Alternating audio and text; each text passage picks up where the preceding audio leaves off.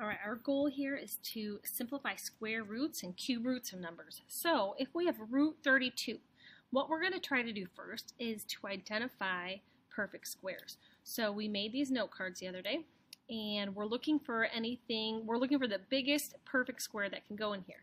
So we have 1, 4 goes in there, 9, 16 also goes in here, 25, 36. Now 36 is larger than 32, so I can stop. So what this is going to be then is the largest perfect square was 16. And I know that this is 16 times 2. So then we can split this up. If you are multiplying inside any type of radical, then we can split this up into 2 separate roots. And the square root of 16 is 4. And for root 2, there's nothing we can do to it. So then this would be the final answer. All right, for square root of 81, hopefully you already know that that's a perfect square, so this is just going to be 9. Now I need to be careful. In algebra, we learned like if we had x squared equals 81 and we took the square root of both sides, that we would get plus or minus 9. But if you're just finding the square root, it's just that positive number, okay? Because when you're solving, it's a shortcut, something we call extracting the root. So it's a shortcut method, and that's why we add the positive or negative. Okay, so for 80, we take a look at our numbers. We have 1, 4 goes in there, 9, let's see, 16, 80 divided by 16 is 5, so that works. 25, 36, 49, 64, and 81. So it's going to be a 16 again. So this is the square root of 16 times 5, which is the square root of 16 times the square root of 5. So that's going to be 4 root 5. Okay. All right. Now this next one's different because this is a cube root. Okay. If you have a cube root, we need to see the largest cube that can go in there. So we bring this back over.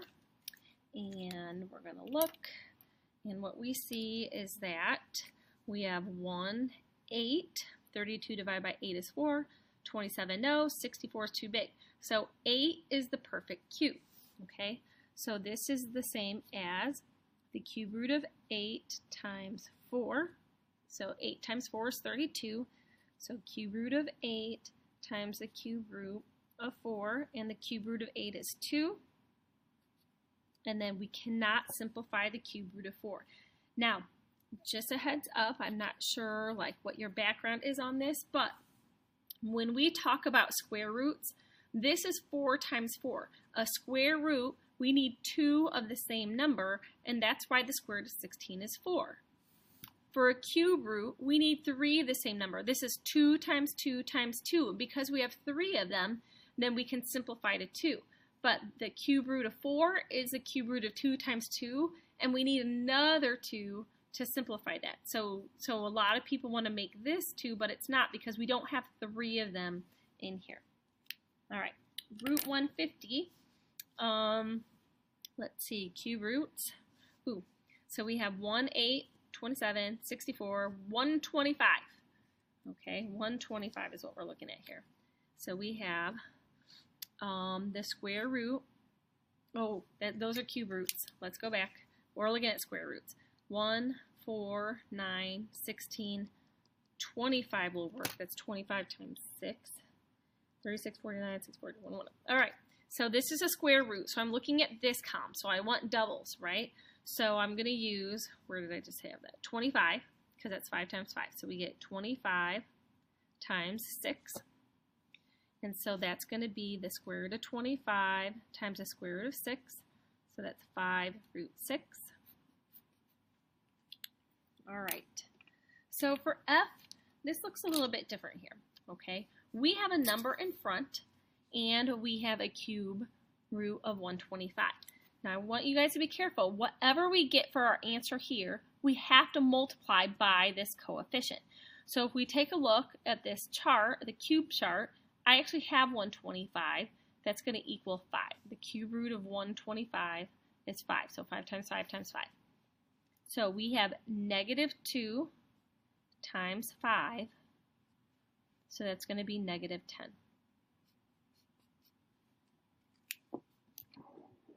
All right. For the next one, we have the cube root of 126. So now I'm looking at 126, and sorry, did I say cube? The square root. So 1, yes. 4, no, because 4 goes into 12, but then we have 6 left over. 9, I don't think so. Let's see, 6, 7, 8, 9. Oh, maybe. Let's see, 126 divided by 9, that's 14. I think that's going to be it. Okay, so you can keep going, but 9 is going to be the biggest one here because 9 times 14, 14 is 7 times 2. There's nothing we can do to break that out. So we have negative root 9 times root 14. So we're going to get negative 3 root 14. Okay, for H, this one is a little bit tricky. If you take a look, the negative is on the inside. Okay, so this is a non-real solution. Okay, now I want to be clear. There is a solution to this. It's just not real. Now I don't know, again, for Algebra 1 how far you guys got, but it turns out that this can be rewritten as the square root of negative 1 times the square root of positive 4. Okay, and that's because this is 4 times negative 1. Well, this square root of negative 1, we call that an imaginary number. So we give that the letter I, and then the square root of 4 is 2, so this would be the imaginary number 2I. Okay, so this is called an imaginary number. This is non-real. All right, my guess is this would be enough. Like, you guys can say no real solution and call it a day. Okay, now you have to be careful. If you're ever taking an even root, so the square root, the fourth root, the sixth root of a negative number, you're always going to get some sort of imaginary component. But if you take the cube root, all right, the cube root still works. Now 72, if we look at our perfect cubes, I have 1, 8, 72 divided by 8 is 9. Okay, so what we're going to have is the cube root of negative 8 times 9.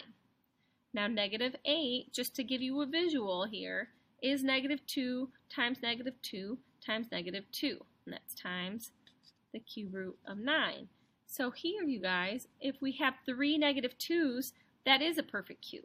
So we have negative 2 cube root 9. Now 9 is 3 times 3, but in order to pull that out and to say 3 is a solution, I need one more 3. So I would have to have here another 3. Okay, so this would have to be 27. So we cannot simplify that anymore. Okay, next page.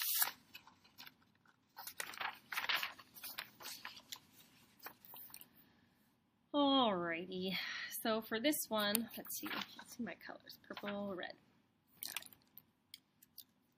Use your calculator to determine which 2 consecutive integers each number lies. So root 12 lies between 3.46 and between 3 and 4. All right, now this says use your calculator, and that's fine.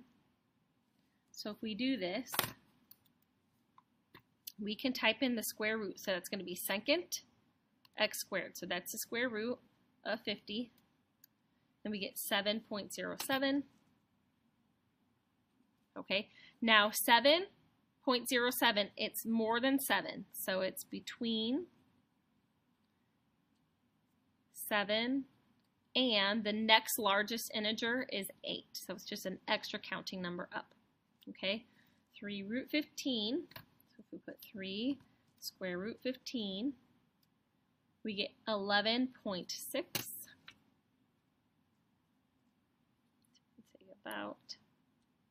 About, and so this is between 11, it's more than 11, and it's less than 12. Okay? All right, cube root. So for the cube root, you're going to press second. Oh, no, I lied. You're going to press math. So just math, no second. Math. And you're going to go to number 4. So that's the cube root symbol, number 4. And that pops it up right in your calculator. You're going to type in -10. And we get -2.15. All right, now you have to be careful here. On a number line, okay, if this is 0, this is -1, -2, and -3. Now my number line, it's getting bigger as we go this way. So for negative integers, this -2.1 is right here. So it's actually between -3 and -2. So -3 is smaller than -2. Now in the positives, it's really easy to see, right? 11, 12, we're counting. But for negatives, those numbers are kind of flip-flopped. Number 3, match the square roots with a simplified version of the square root. Sure. All right, 200 is the square root of 100 times 2. Square root of 100 is 10, so that's going to be D, 10 root 2. 56, that's 7 times 8. So we have the cube root of 8 times 7, but the cube root of 8 is 2. So I'm looking for 2 cube root 7, that's C. Root 18, that's square root of 9 times 2. Square root of 9 is 3, so I'm looking for 3. And then the square root of 2, so watch out for that, that's E. 54 is 27 times 2. All right, and I'm looking for cube roots. So remember, if you don't remember, you can come to your cube root 1, 8, 27. Cube root of 27 is 3, so we're going all the way back down to our original number. So this is 3 cube root 2, that's B. And then 2 root 80, that's 2 root 80 is 4 times 20, that's too small. 80 is divisible by 16, right? What is that? 5. 16 times 5. 16 times 5. The square root of 16 is 4 times root 5, so 8 root 5 is A. All right, so if we want to simplify here, the next part we have, this guy here, oops, let's do. This one is non-real, okay? This is the same thing as the square root of -1 times the square root of 64, so that's going to be 8i. This is the opposite of root 24, so that's -8, okay? This is the cube root of 64. So if you come over, cube root of 64 is 4. All right. Now there's a negative inside. So again, that's like -4 times -4 times -4. If it's odd, we can have the negative. So this is -4 for our answer. And then this is the opposite of the cube root of 24 or 64. And the cube root of 64 is 4, but this is also -4. So for odd roots, they would end up being the same, but for even roots, not so much. And then the last one is a radical expression undefined. That is when you have the even root of a negative number. So that would be the square root of -1. That would be the 4th root of -1, the 6th root of -1.